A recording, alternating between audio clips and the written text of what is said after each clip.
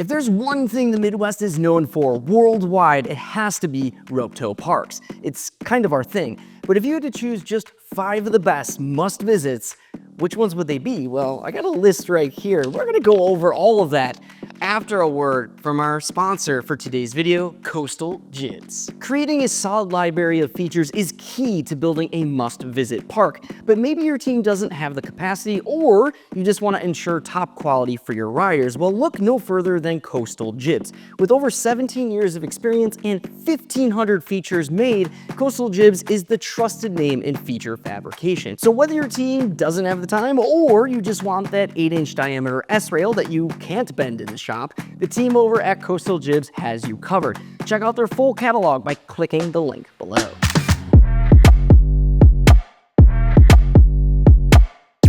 What's going on, Midwest skiers and riders? Matthew Zmaransky with MidwestSkiers.com, and I have wanted to put this piece together for quite some time, but honestly, it has taken me a while to get this scripted.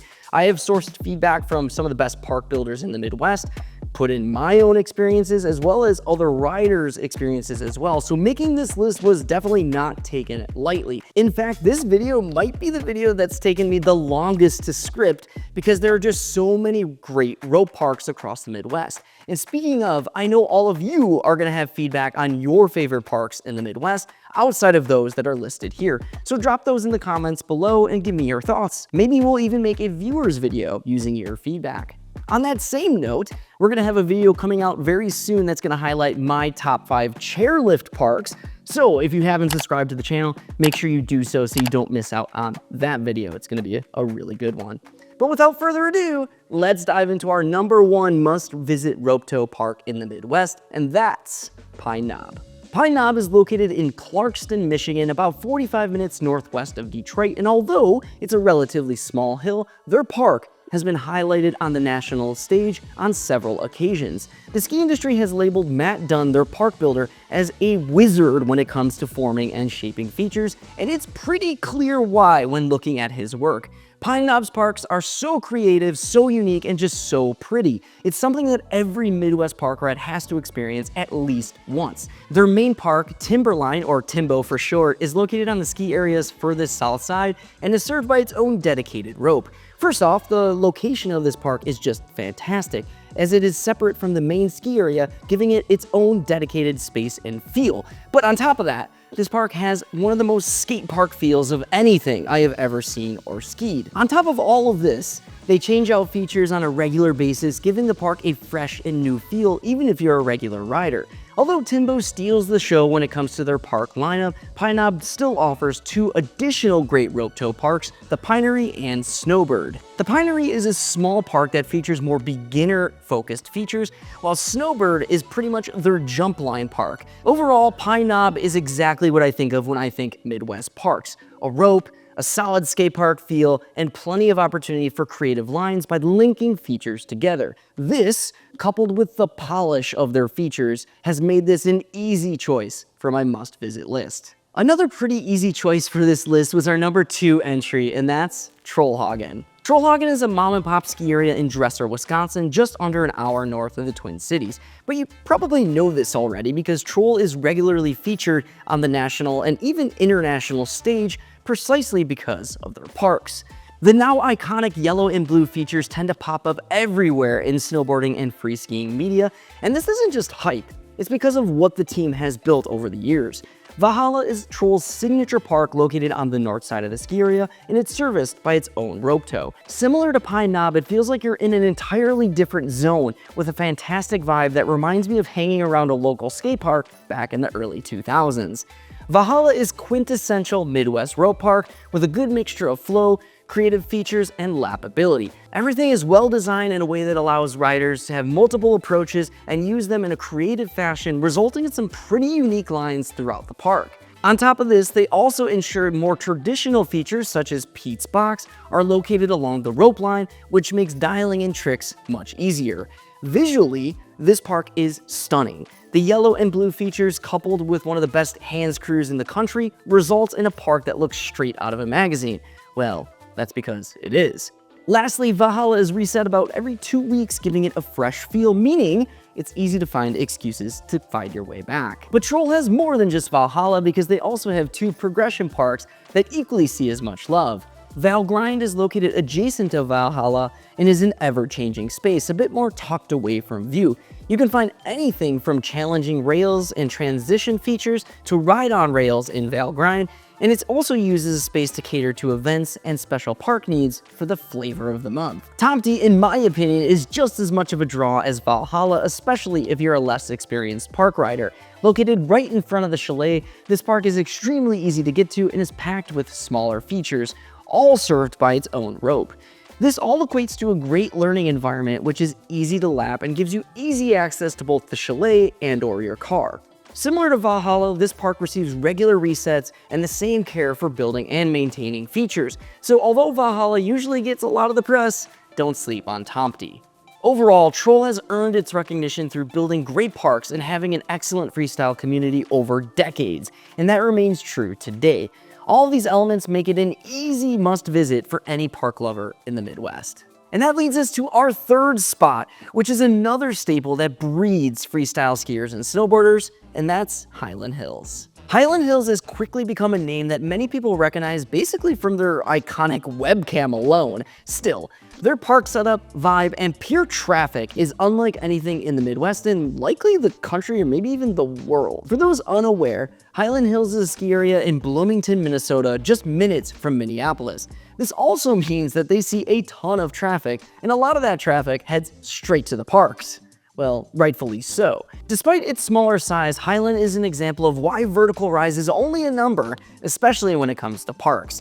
Highland has 2 main parks, their big park and their small park, and they're both located front and center of the chalet. And it'll be the first thing that you basically see when you enter the ski area, which is pretty unique just by itself. A double rope tow serves both parks, and yes, this is the one that you see on the webcams. Oh, and by the way, if you've ever wondered what the uphill capacity of that rope is, well, we did a video on it last year, so I'll link that up in the corner. I'm not sure if it goes there or over there. The small park is by far the most traffic terrain park and is located on Looker's left of the rope. This park features a variety of medium-sized features spread out across the hill. Generally speaking, there will be smaller features on Looker's left, and they will gradually get bigger as they get closer to the rope. All of their features are well designed, built, and generally follow a pretty linear layout with a solid flow. On the big park side, there will be fewer but much bigger features, hence the name, that will rival the size of more out west parks. What separates Highland from many other parks across the Midwest is the pure amount of features and swaps that they do throughout the season. So much so that it is actually really rare to visit and see the exact same park twice.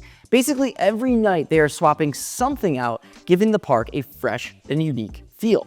So, as you could guess, their library of features is massive to support this.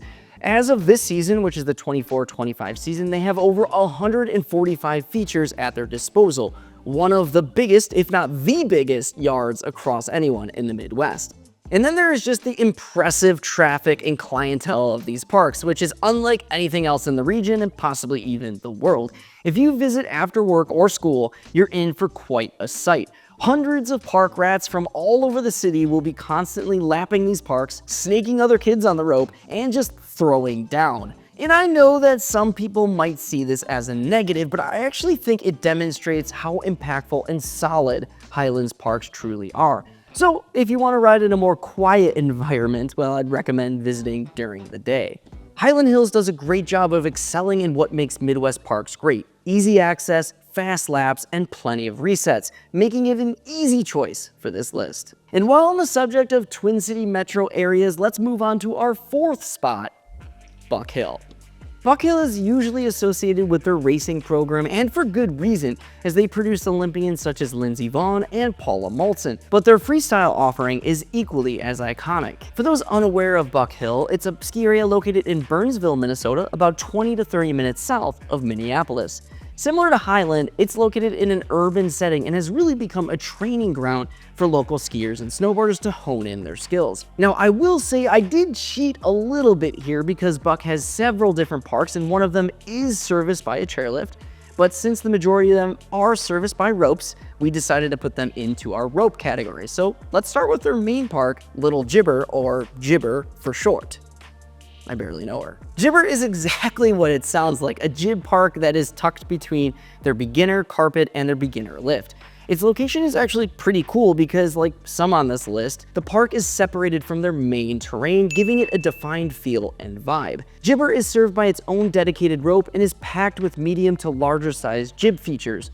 This is by far Buck's most creative park, where they will often link several jibs, transitions, and takeoffs together to make some interesting and creative lines throughout the park. Their team does a great job shaping and maintaining their features, which all equates to a top-tier jib park that is reset about every 2 to 3 weeks. Over on the Red Tail Ridge Park, Buck has a handful of jib features along with a medium-sized jump, which is easily lappable due to the dedicated rope tow. Then, over on the south side of the ski area is one of the world's only rope tow half pipes. Yeah, a half pipe, serviced by a rope. Pretty amazing. This alone is probably worth an entry onto this list because at this point, this is pretty much the only half pipe left in the Midwest. And although the walls are only 12 to 14 feet high, this pipe is plenty for Midwest riders to get their fix. And thanks to that rope, there are endless laps to be had. Now on the other side of that rope is the Knob Park, which features a variety of medium-sized jibs along with a jump that are all accessible from that half-pipe rope. But one of my favorite Buck parks is the Rail Yard, and this is the park that's served by their southernmost quad. Rail Yard is set in a more slope-style format, starting with some jibs towards the top, and then working your way into 2 decent-sized jumps. And in my experience, this is one of the best jump lines in the Midwest, and even though there are only 2 jumps, they're extremely well shaped and designed. Shaping takeoffs and landings is something that takes a lot of saddle time coupled with expertise, and Buck's team is clearly dialed in. So maybe it's cheating to throw Buck into the rope category, but they had to land somewhere, and given that 3 of their 4 parks have dedicated ropes, I thought it was only fair. But as you can see, Buck has so much to offer for all levels of riders. This, coupled with the detail in the design and maintenance of their parks, makes them a must visit across the Midwest. Before we jump into our final entry onto this list, I want to give an honorable mention to Canonsburg, who has really been stepping it up over the past couple of seasons. I was splitting hairs between them and our final entry, but at the end of the day, this last park is still one of my personal favorites because of the vibe, feel, and how low-key it is, and that's Elm Creek. If Highland Hills is always in the spotlight, then Elm Creek is like its younger and kind of cooler brother. Elm Creek is a super small ski area located in Maple Grove, Minnesota, which is about 20 to 30 minutes northwest of Minneapolis. Elm Creek is operated by the Three Rivers Park District, the same district that oversees Highland Hills. In fact, every season they do a feature swap, which is always a lot of fun. Highland will send over some of their iconic features, such as the pencil, and then Elm will send Highland some of their features. But the point is, they certainly know how to build great parks and features. Unlike Highland, however, Elm has a much chiller, relaxed vibe. Elm has a very skate park feel with features and lines that allow riders to flow across the park creatively. Features are very well maintained and switched out regularly, meaning that you'll always have something new to look forward to at Elm. Since their parks are serviced by 2 high-speed ropes, it all adds up to the perfect place for low-key park laps just minutes from the Twin Cities. On top of all this, lift tickets are incredibly reasonable at just $20, making it a solid local park with a small community vibe. It almost feels like you're at a backyard jam session, but with the polish that you would expect from a top park builder. It may be unconventional, but it definitely deserves a spot on this list. But there you have it, my 5 must-visit rope parks across the Midwest. Have you ridden any of these parks? What are your thoughts? Drop those in the comments below. But until next time, I hope everybody has a great week. Pray for that snow, and I'll see you out there.